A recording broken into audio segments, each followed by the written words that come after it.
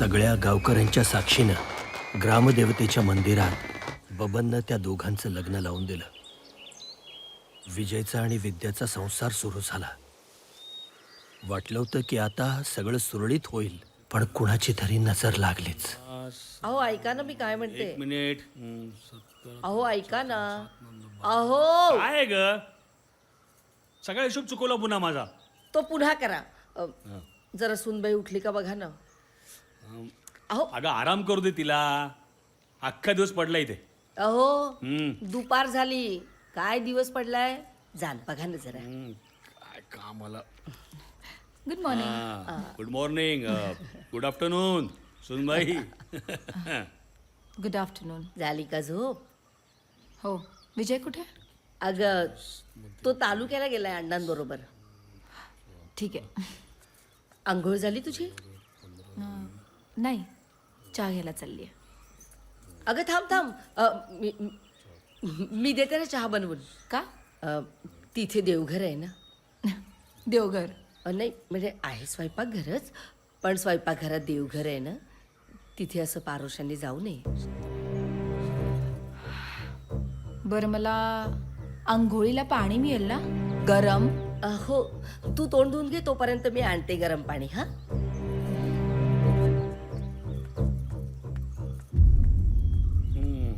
ही काय पद्धत झाली का? मी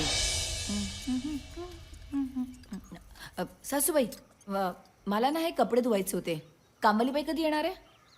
अगं आपल्याकडे कामवाली बाई नाही आहेत. आपल्या इथे घरातली कामं घरातल्या बायकाच करतात. पण आमच्या घरात तर कामवालीबाई यायची, आणि या सगळ्याची मला सवय नाही आहे. ठीक आहे ग, मी करते. बरं, जेवायची वेळ झाली, तू जेवून घे. माझं जेवण माझ्या रूममध्ये आणून द्या. तू पुढे हो, मी आलेच. थँक्यू. सासूबाई, हे काय? अगं बाजरीची भाकरी आणि वांग्याचं भरीत. माझ्या विजयला खूप आवडतं हो. विजयला आवडत असेल, पण आमच्याकडे हे सगळं कोणच खात नाही. आणि भाकरी तर त्याहून नाही. बरं बरं, मी तुझ्यासाठी चपाती करून आणते. हा नको, काही गरज नाही आहे. चहा आणा, तोही दुधाचा असेल तरच. काय? जा चहा आणा. बघत बसल्यात.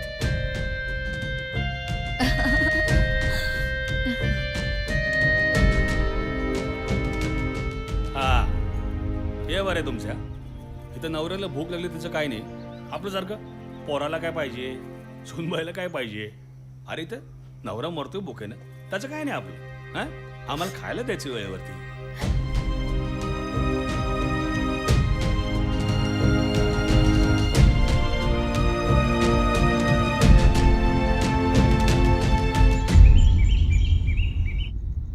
हाय. सकाळी मला न सांगता का गेला होतास? अगं त्याचं काय झालं की सकाळी अण्णा काका आले, त्यांच्यावर गेलो होतो. तुला उठवणार होतो, पण तू झोपली होतीस. बोलो बायकोला झोपू दे. नंतर विजय, मी उठू. झोपलेली होते, मेलेली नव्हते. एक मिनिट. हॅलो, काय प्रॉब्लेम झालाय का? तू अशी का बोलतेस? मी सकाळपासून उपाशी आहे. का? कुणी काही खायला दिलं नाही? आईने विचारलं नाही? आल्या होत्या तुमच्या आईसाहेब, मग पण तेच ते ती ती ती ती भाकरी आणि ते ते वांग्याचं भरीत. विजय, काय हे सगळं मला नाही आवडत. असं आहे होय. एक मिनिट. हे बघ, ऐक ऐक. विद्या, तुला नाही आवडत ना, मग आईला सांग ना, ती देईल बनवून. पण असं उपाशी राहणं योग्य आहे का, सांग मला.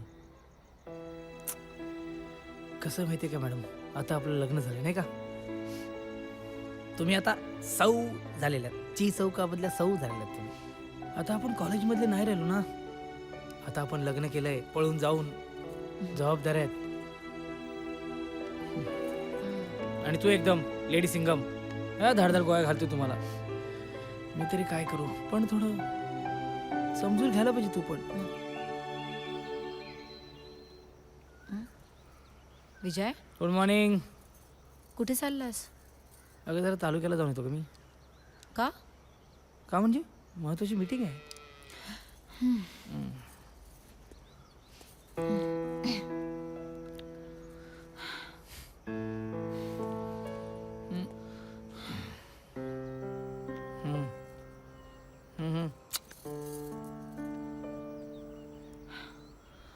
ओ बाय बाय. विजय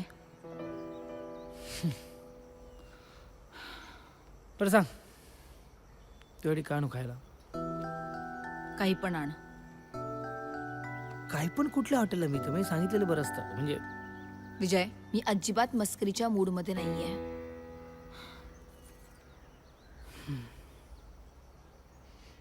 ठीक आहे मी आणतो काहीतरी खायला. काळजी घे. बाय.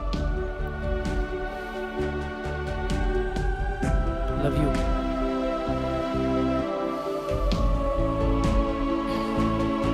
बाय.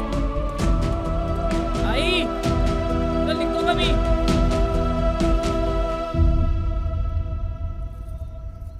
काय विद्याजी, कुठे येऊन फसलात या सगळ्या गावंढळ लोकांमध्ये. इथे तर खाण्यापिण्याची पण वांदी आहेत. चला विद्या मॅडम अंघोळ करून या. बघू आज सासूबाईंनी काय बनवले जेवायला. ये सुनबाई बस.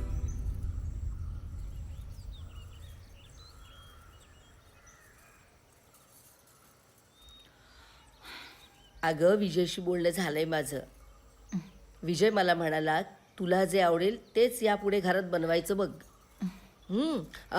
ती बघ भेंडी तुला आवडतात ना. चिरून ठेव. आपण मस्तपैकी मसाल्याची भेंडी बनवूया. हा आणि हे चिरून झालं आतमध्ये कणकेचा डबा आहे. कणिक मळून ठेव. हे घे. तोपर्यंत मी सगळे कपडे धुवून घेते. तर आलीच.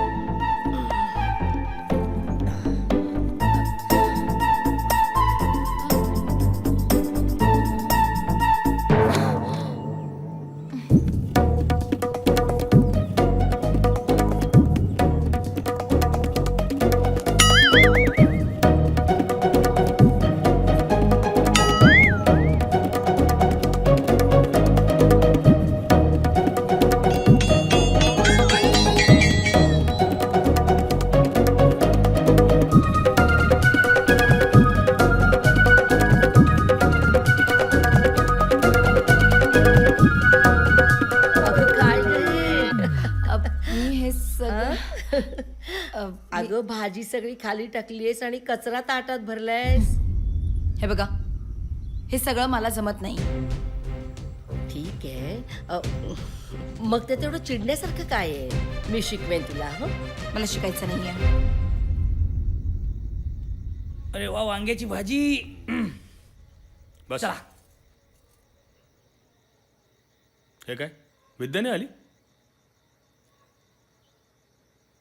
नाही तिला भूक नाहीये. अरे सकाळपासून काही खाल्लं नाही तिने. बोलव तिला. मी येताना तिला खायला आणलं होतं. जेवून झोपली ती. तुम्ही जेवा. असं किती दिवस चालणार रे अजून. नाही म्हणजे बंगल्यात राहणारी पोर आहे ती. आपल्या ह्या छोट्या घरात कशी काय रमायची. नाहीच रमणार ना. ते आहे रमणार. तू टेन्शन घेऊ नको. काहीतरी बडबड बसू नको. अरे काही बडबडत नाहीये. जे दिसतंय तेच सांगितलं ना मी तुला. मग नक्की काय म्हणायचं तुला. नाही सांग ना.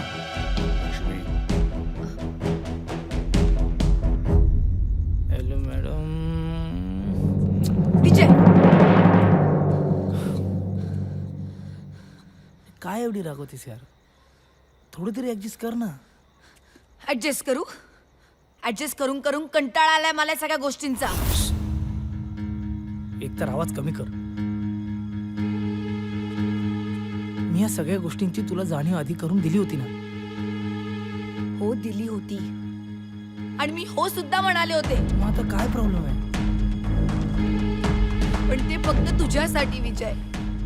ती रोज मोलकरीणसारखं काम करते इथे मी.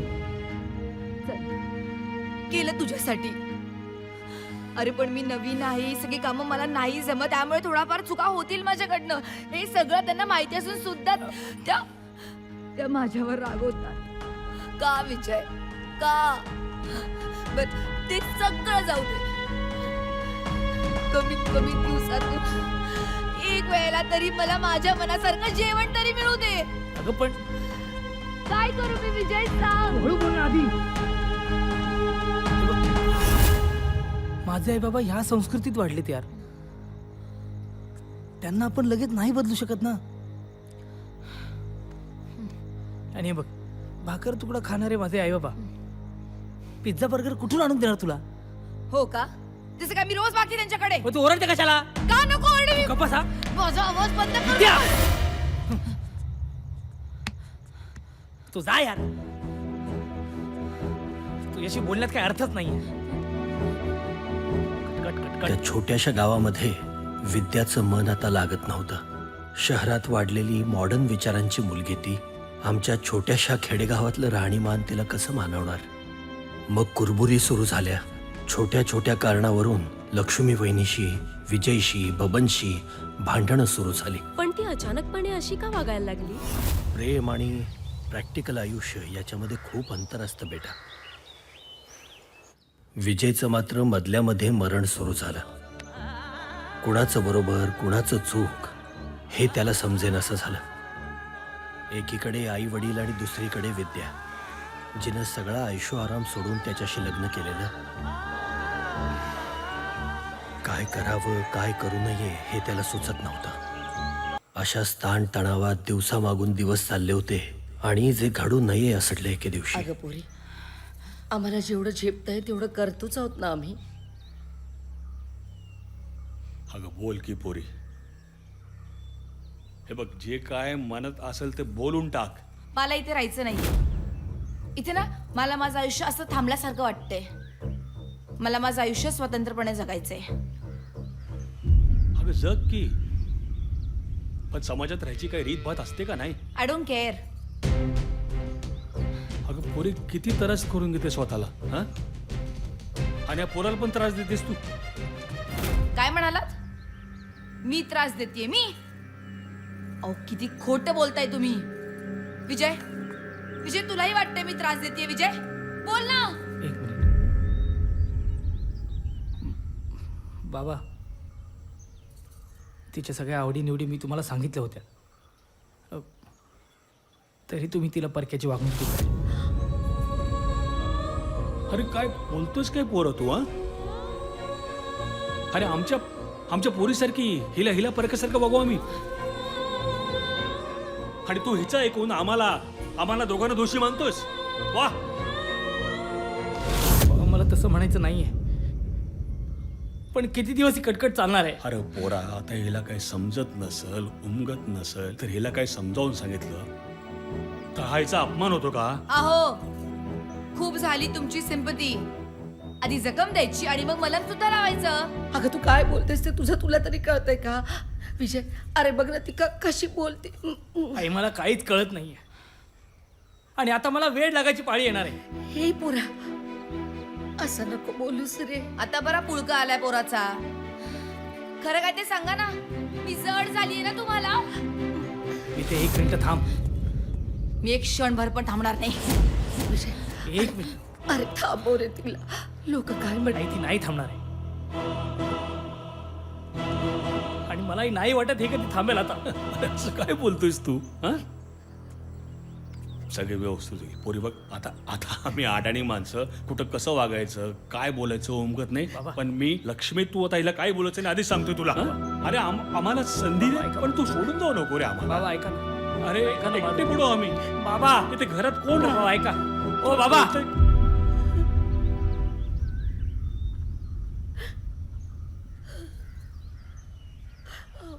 आईची काळजी घ्या.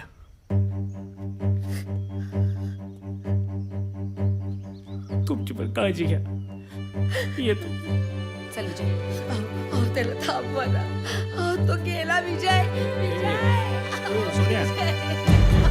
अरे आई काय म्हणते ऐक जरा. गेला, अहो, त्याला थांबवा ना.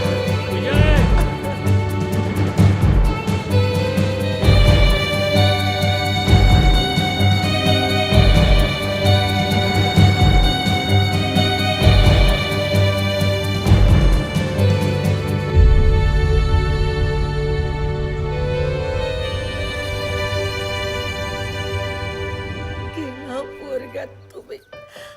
काहीतरी करा ना हो तुम्ही. अहो, त्याला थांबवा ना. ओ अण्णा जरा इकडे या. काय अहो का ऐकलंय का? आपल्या बबनरावचा मुलगा विजय त्याच्या बायकोला घेऊन घर सोडून निघून गेला. बबनचा मुलगा विजय हो. घर सोडून गेला? आयुष्यात प्रत्येकालाच आपापल्या मर्जीनं जगायचं असतं. तिची तरी काय चूक म्हणा. शहरात वाढलेली रुळलेली पोरती ह्या खेड्यात कसं काय निभावं लागेल तिचा? माणसाची अवस्था सुद्धा आता पाखरासारखी झाली. बिचारा चिमणा दिवसभर फिरून कुठून कुठून गोळा करून पिल्लांसाठी दाणे घेऊन येतो. पिल्लांच्या चोचीत भरवतो. एके दिवशी त्या पिल्लाला पंख फुटतात आणि चिमणा चिमणीचा विचार न करता ते भोरकन उडून जातं. चिमणा चिमणीला थांगपत्ताही नसतो. तू काळजी करू नको. कधीतरी विजयला आपल्या चुकीची जाणीव होईल. पश्चाताप होईल त्याला. परत येईल तुझ्याकडे तो. काय ऐकतोय मी? तुमचं पोरग म्हण गेलं पळून. बरं पण आता आमच्या हिशोबाचं काय म्हणजे? सावकार हा, थोडी मुदत अजून पाहिजे बघा. अजून मुदत हवी आहे वय? बार माणुसकीच्या नात्यानं ती बी दिली समजा. पर किती मुदत हवी आहे? म्हणजे 1 महिना 2 महिने 3 महिने मुदत देतो बबनराव. मग तर झालं. हा, खुश का नाही? पर एक गोष्ट लक्षात ठेवा बबनराव. हा, या 3 महिन्यानंतर एक क्षण बी आगळा मिळणार नाही. तेव्हा जर का पैसे दिले नाही तर तुमचा वाडा जप्त करून तुम्हाला बेघर करणार.